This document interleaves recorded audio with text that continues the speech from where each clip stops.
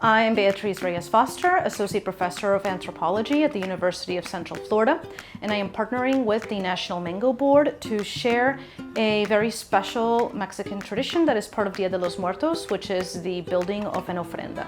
Dia de los Muertos is a celebration that we find throughout Latin America, in Mexico particularly because we had the Aztec Empire that was conquered by the Spaniards. A lot of the elements of Dia de los Muertos are very indigenous. The celebration of Dia de los Muertos brings together that part of our indigenous heritage, which is the remembrance of where we come from.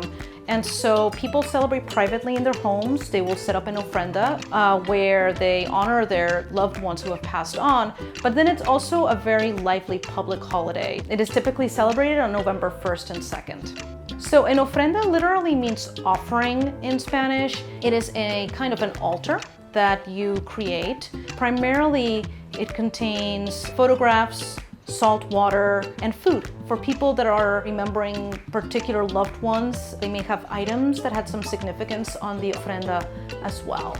And so today's ofrenda, I'm very excited about because it's about mango. So we are remembering two people from the history of Mexican mangoes. The first thing we're going to do is we're going to put their pictures on our ofrenda. Now, once you've got your tablecloths and the sort of the skeleton of the ofrenda, you start by placing the pictures.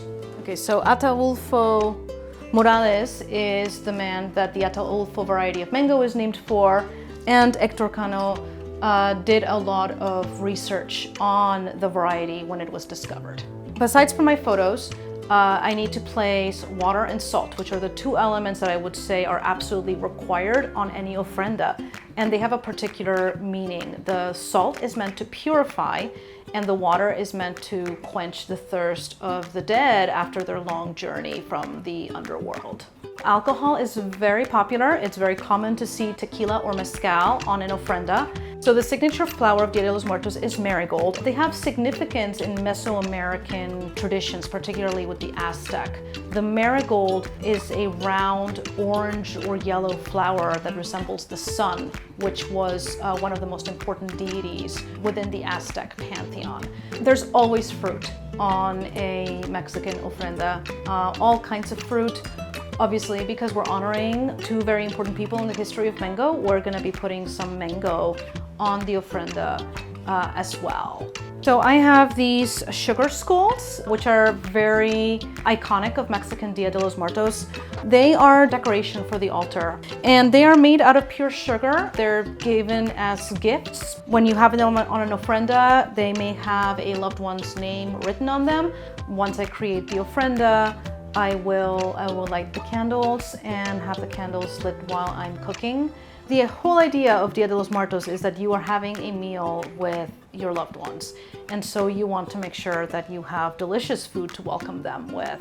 If you happen to know what their favorite food was, it's very appropriate to make something that they would enjoy eating because in the tradition, they are going to be partaking of the food with you.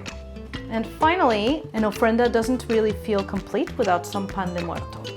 So pan de muerto is baked only during this time of year. These kind of bread markings on top are called huesitos, which means bones. And so they are kind of meant to look like a skeleton on the bread. So this is our ofrenda. I hope that you've enjoyed learning about our traditions, and if you would like to learn more about Dia de los Muertos, please visit mango.org.